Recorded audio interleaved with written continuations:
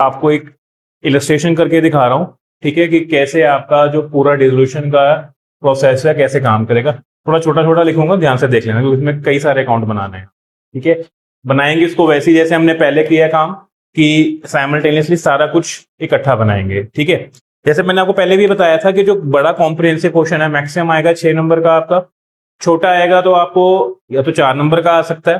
ठीक है, but most probably जो इसके चांस होते हैं वो आपका आएगा ये 6 मार्क्स का, या तो कंप्लीट अकाउंट्स का क्वेश्चन आएगा या आपको कंप्लीट आएगा किसमें, जर्नल बेस्ड। दो ही इसमें ऑप्शन है और इसके अलावा कुछ नहीं आता है।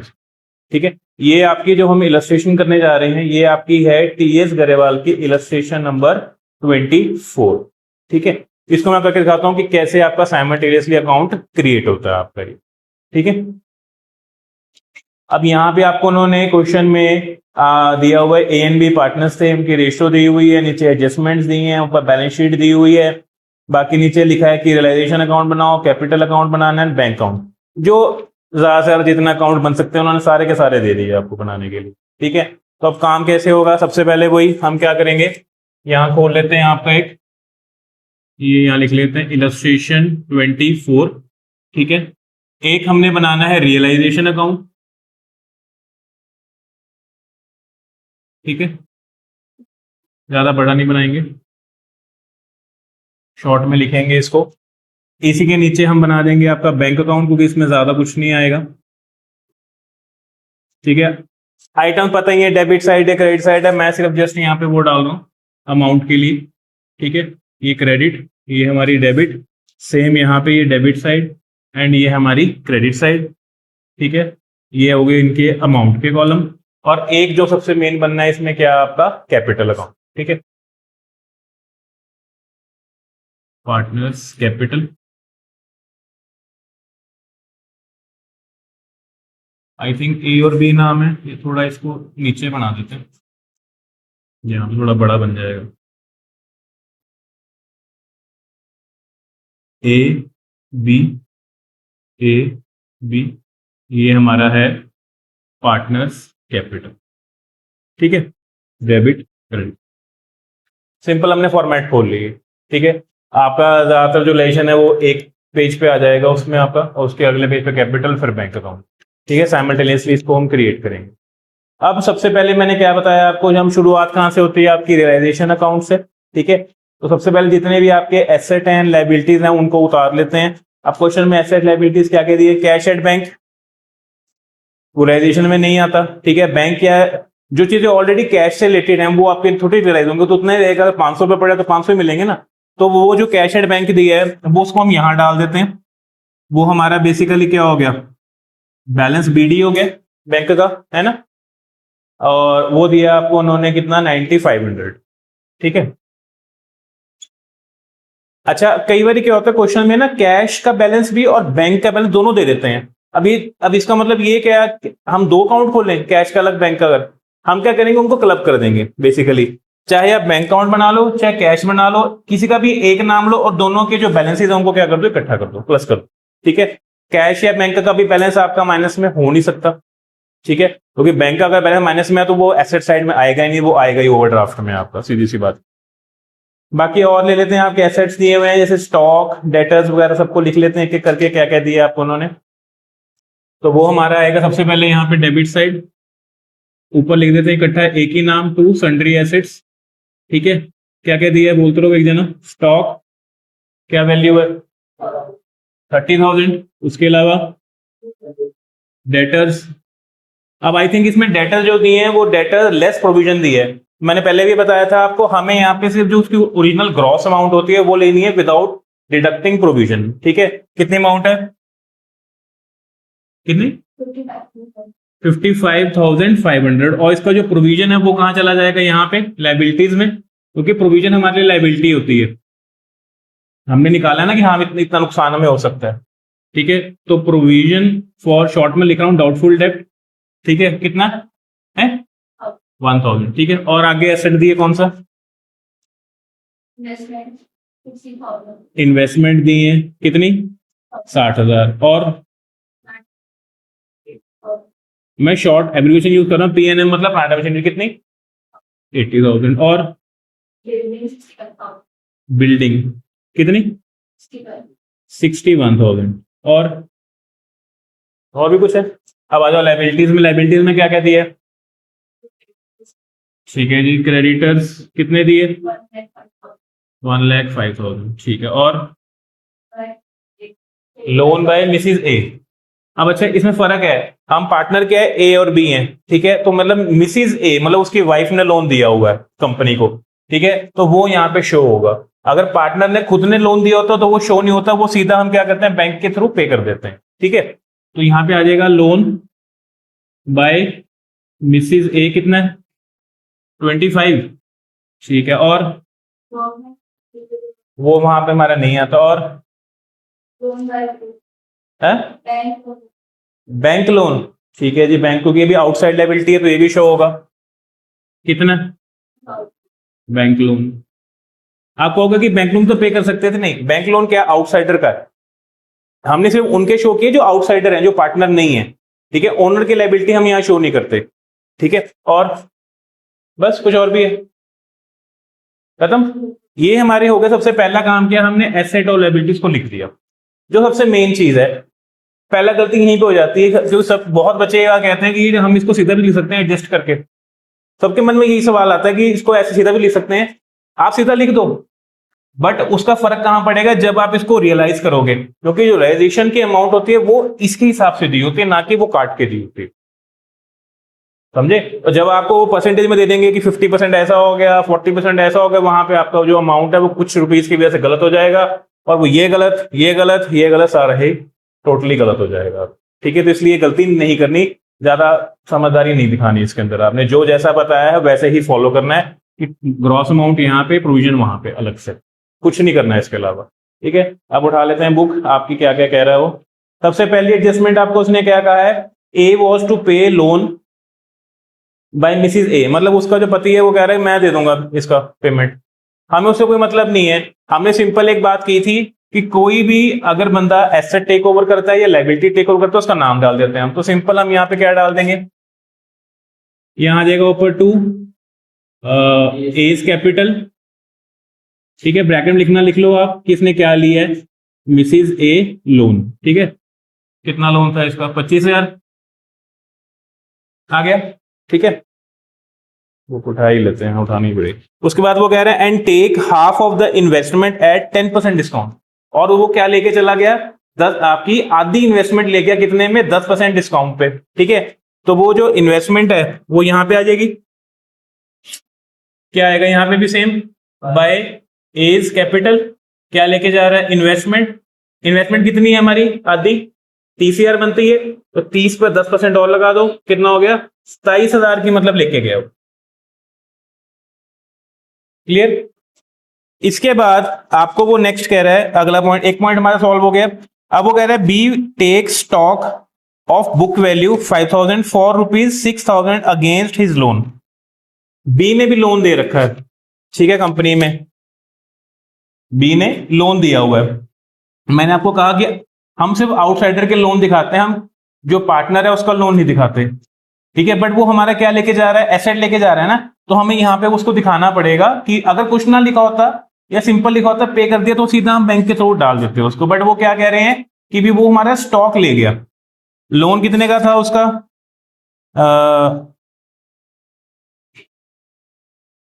ये दिया है B take stock of book value 5,000 for 6,000 against his loan. 5,000 की चीज वो कितने में लेके चला गया,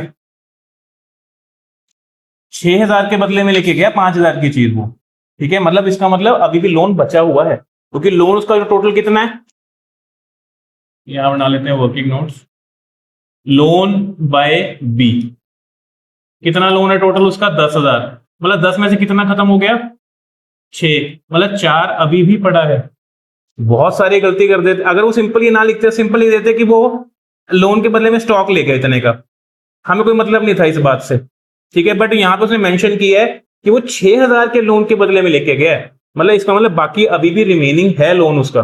तो हम यहाँ क्या करेंगे, यहाँ पे इसको दिखा देंगे वही, क्योंकि हमने इसको सेट कहां पे किया है, लोन में, तो यहां आ जाएगा भाई लोन बाय बी, क्या लेके जा रहा है वो, स्टॉक, ठीक है जी। और कितने की चीज लेके जा रहा है वो? 6,000 की। वो 6 में लेके गया ना 5 की चीज, तो हम 6 ही लिखेंगे उसको। ठीक है, ले गया। अब इसका हमने ये जो साथ साथ खोला है इसको यहीं पे हम खत्म कर देंगे। कैसे? ये जो 4,000 है ये सीधा मैंने अब क्या बताया, जो पार्टनर का जो लोन होता है वो डायरेक्टली हम बैंक के थ्रू खत्म कर देते हैं। तो वो हम सीधा यहां दिखा देंगे, बाय लोन बाय बी। कितना पे कर दिया उसको हमने? 4,000 रिमेनिंग पे कर दिया, खत्म उसकी एंट्री। 6 ये चला गया, 4 ये चला गया। क्लियर? यहां से 10,000 का खत्म हो गया ये वाला। अब इसके अलावा क्या कह रहे हैं वो? अगला आ गया रिमेनिंग इन्वेस्टमेंट्स। बाकी जो इन्वेस्टमेंट बच गई थी वो कितने में जा रही है? वो भी सेम जा रही है, वो हमने बेच दी है। कितने में? 10% डिस्काउंट पे। ठीक है, अब बेचने की बात आ रही है तो उसमें ऊपर आपका नाम आ जाएगा क्या? By bank. क्योंकि सारे एसेट्स यहां लिख लेंगे इकट्ठे एक ही जगह। ठीक है, इन्वेस्टमेंट्स कितने की बेची हमने? दिखा सकते हो आप। 30 की थी हमारे पास, 30 में 10% वही सेम। कितने की गई? 27,000 की। तो 27 की ये चली गई हमारे पास। और क्या क्या? फिर वो कह रहे हैं A and B agree that B shall use the firm name for which he will pay 40,000।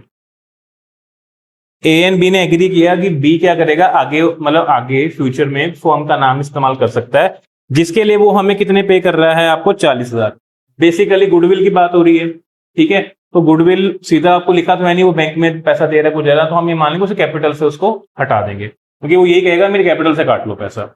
तो वो यहाँ पे नीचे एक और नाम आ जाएगा, बाय बीस कैपिटल। क्या लेके जा रहा है वो? गुडविल। और एक, हाँ यहाँ पे गुडविल कहीं है नहीं। ठीक है, और अगर होती भी तो मैंने आपको पहले ही बताया था, गुडविल अगर आप वहां मेंशन कर रहे हो, गुडविल या कोई भी इंटेंजिबल एसेट है, वो यहाँ पे तब आएगा जब स्पेशली मेंशन होगा। जैसे यहाँ तो मेंशन था, हम इसलिए लिख रहे हैं। कितने में लेके जा रहा है? 40,000। अब आप चाहो तो ये एंट्री साथ साथ डाल सकते हो, जिसने जो लेके गया। हमने इसीलिए बनाया अकाउंट ये वाला, जो वो चीजें यहाँ पे लिखी हुई हैं कैपिटल में वो सब यहाँ पे ट्रांसफर कर दो। कि जैसे ये लाइबिलिटी टेक ओवर कर रहा है, ये डेबिट है, तो उसके अकाउंट में क्या हो जाएगी? क्रेडिट हो जाएगी। यहाँ पे आपका जो नाम है क्या आ जाएगा? By realisation. कितने की लेके गया है? 25 की। ठीक है, उसके अलावा कुछ और भी अभी तक हमने किया है? हाँ, एक वो इन्वेस्टमेंट ले गया तो वो डेबिट में आ जाएगा।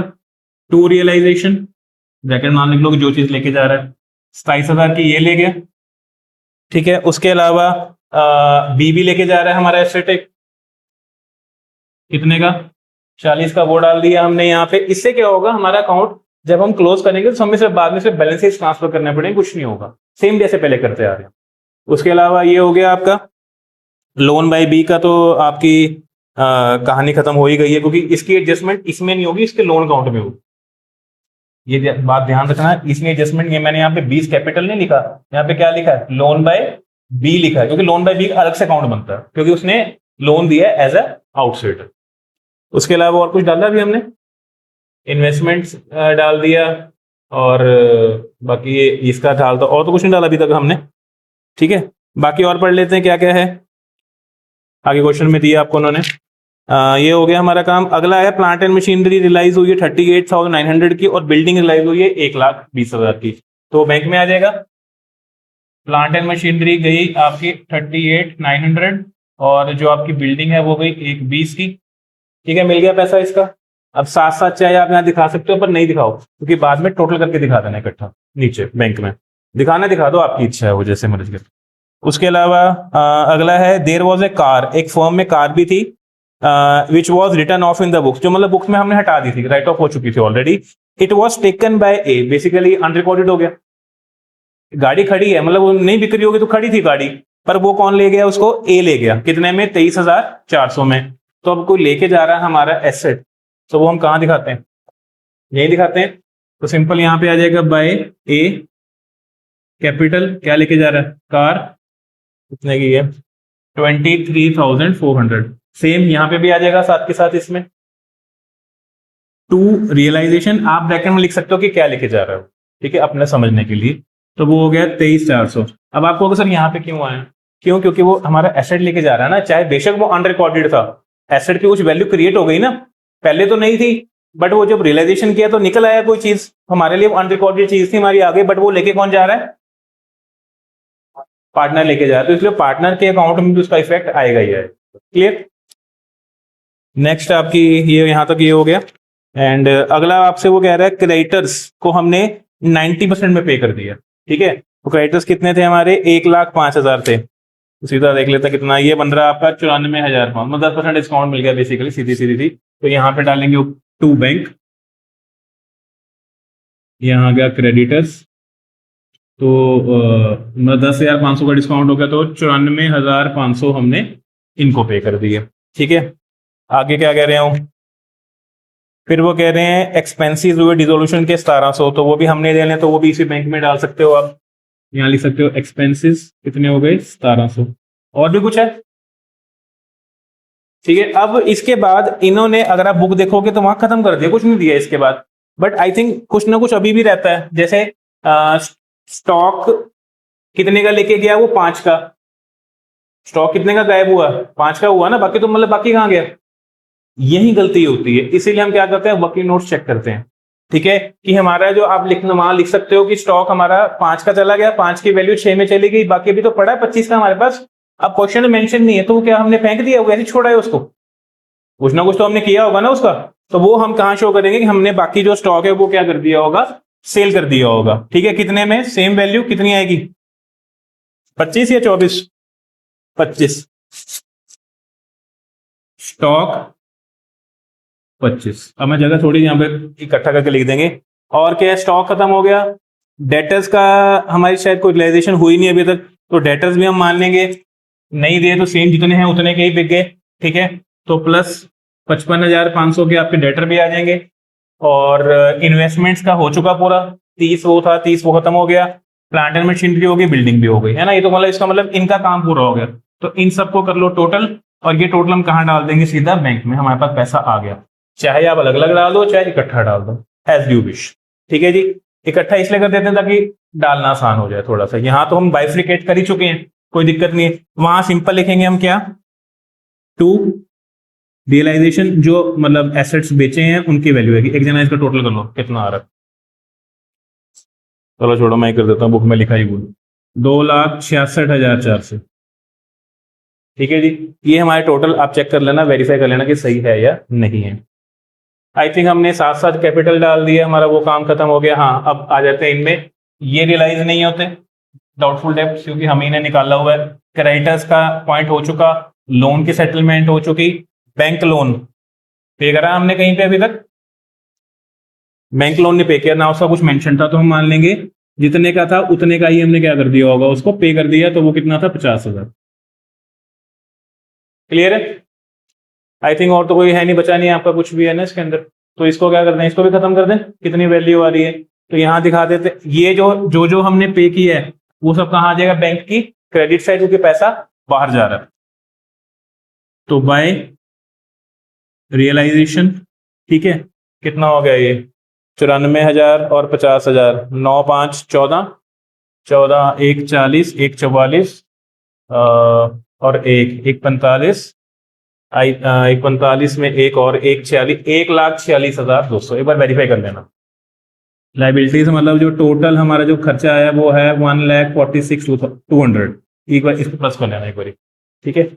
और कुछ, बस हो गया काम। क्या करें, इनको वो कर दें, करें इसको टोटल, इसका जो टोटल आ रहा है आपका सारा का सारा, वो आ रहा है डेट इज 5,43,800। ठीक है जी, उसके अलावा इसको माइनस करके हमारा यहाँ पे क्या बच रहा है, आपका प्रॉफिट बच रहा है, वो आ जाएगा to profit on realisation. And वो आ रहा है आपका कितना, 86,100। आप चाहो तो इसको प्लस माइनस करके वेरीफाई कर सकते हो। ठीक है जी, और ये दोनों बढ़ जाएगा बराबर। ठीक है, आई थिंक उनकी रेशियो थी 3:2, तो ये है आपका है, ए को मिल रहा है 51,660, एंड बी का आपका आ रहा है 34,440। ठीक है जी, ये इसके लिए सारा कुछ किया हमने। ये ट्रांसफर हो जाएगा किसमें, इनके अकाउंट में, जैसे नॉर्मल ट्रांसफर करते हैं हम। यहाँ पे क्या आ जाएगा, बाय प्रॉफिट। ठीक है, ये आ गया आपका 51,660 और 34,440 कर दिया ट्रांसफर। आई थिंक मेरे ख्याल से इसका यहाँ पे ट्रांसफर हो चुका, और मेरे हिसाब से कोई चीज ऐसी बची नहीं है जो ना हुई हो। ठीक है, उसके अलावा अब कैपिटल अकाउंट का उठा लेते हैं, बैलेंस कितना था इनका। इसी के लिए यहाँ ये जगह छोड़ी थी। By brought down I think इसका 30 है और इसका 40,000। ठीक है, और कुछ रह गया? प्रॉफिट हमने ट्रांसफर कर दिया, लाइबिलिटी ट्रांसफर कर दी। अब आ जाओ पीछे, अब इसमें और भी चीजें थी। एक दिया हुआ था जनरल रिजर्व, तो जनरल रिजर्व भी दोनों में बढ़ जाएगा। उनकी रेशो में, रेशो क्या है 3:2, तो वो आ जाएगा यहाँ पे बाय जनरल रिजर्व। तो 27,000 है, 27,000 को हम बांट देंगे 3:2 में, तो वो आ रहा है आपका 16,200 और 10,800। ठीक है जी, और कुछ रह गया? एंड WCR भी दिया था, मतलब वर्कमैन कंपनसेशन, उसके भी बारे में कोई क्लेम ब्लेम दिया नहीं हुआ, तो उसको भी बांट के खत्म कर देंगे।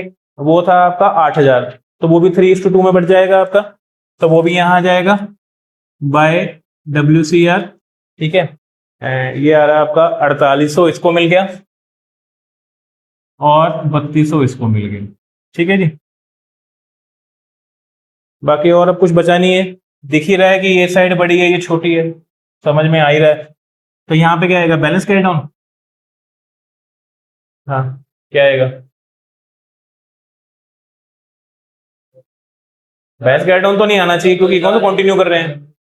अब इसका मतलब है जो पैसा होगा वो सीधा इनको पे किया जाएगा, तो यहाँ पे क्या आ जाएगा? To bank account. जो भी इनका बैलेंस है सीधा मतलब बैंक, मतलब हमने उनको पे करके खत्म कर दिया उसको। ठीक है जी, एंड तो ये आ रहा है आपका, इसका आ रहा है 77,260, एंड बी का आ रहा है 48,440। अब ये जो है ये कहाँ जाएगा? क्योंकि पे कर रहे हैं हम, तो यहां आ जाएगा by A's capital by B's capital. Calculator निकाल लिख देना। ठीक है, ये डाल दिया, और कुछ रह गया? आई थिंक इसका ब्रॉड डाउन डाल चुके। एसेट्स थे, लोन जो था वो पे कर दिया है, बैंक लोन हम यहाँ पे कर चुके हैं, ए कैपिटल बीस कैपिटल आई थिंक पूरा हो गया। टोटल करो 9,500 प्लस 2,66,400, कितना आ रहा है? 400, 275,900। अब इसका करो 4,000 प्लस 1,46,200, 1,46,200 प्लस 77,260, फिर 48,440। सेम आ रहा है? ठीक है, ये मैंने इसलिए वेरीफाई कराया ताकि आपको पता लग जाए कि इसमें बैलेंस शीट तो बनती ही नहीं है, पता कैसे लगेगा हमने सही किया है गलत किया है। इट मींस हमने सारा वाइंड अप कर दिया, जितना पैसा आया उतना पे करके हमने खत्म कर दिया। यहाँ हमारी फर्म आपकी पूरी तरह डिसोल्यूशन खत्म हो गई है आपकी। ये मतलब ऐसा क्वेश्चन है जो आपको एग्जाम में आ सकता है, थोड़ा सा कम आएगा क्योंकि नंबर ज्यादा नहीं है, 6 नंबर का, इतना ट्रिकी नहीं देंगे आपको वो। ठीक है, एक आधा पॉइंट जरूर होता है वो ट्रिक वाला, वो आपको ध्यान रखना है। सिंपल कहानी शुरू हुई, एसेट लायबिलिटी शुरू होती है, साइमल्टेनियसली बनाओगे तो सारा कुछ इकट्ठा साथ साथ क्लियर हो जाएगा, वरना नहीं हो पाएगा। ये तो कोई ना कोई पॉइंट रह जाएगा, जैसे स्टॉक का रहा। ठीक है, तो इसलिए अब आप लोग तो हम प्रैक्टिस इसीलिए करते हैं कि हम जब हम करें तो वर्किंग नोट में लिख लें कि इस चीज की ट्रीटमेंट क्या हुई है ना, कि अगर 5,000 का वहां चला गया, बाकी पढ़ लो साथ साथ ही क्वेश्चन में कि बाकी कहाँ के बारे में कुछ लिखा है या नहीं लिखा। नहीं लिखा होगा सिंपली वो कहां चला जाएगा बैंक। बस ये छोटा सा इसमें ध्यान रखना, कुछ नहीं है, ये कंप्लीट है। हो गया क्लियर? नोट कर लो इसको।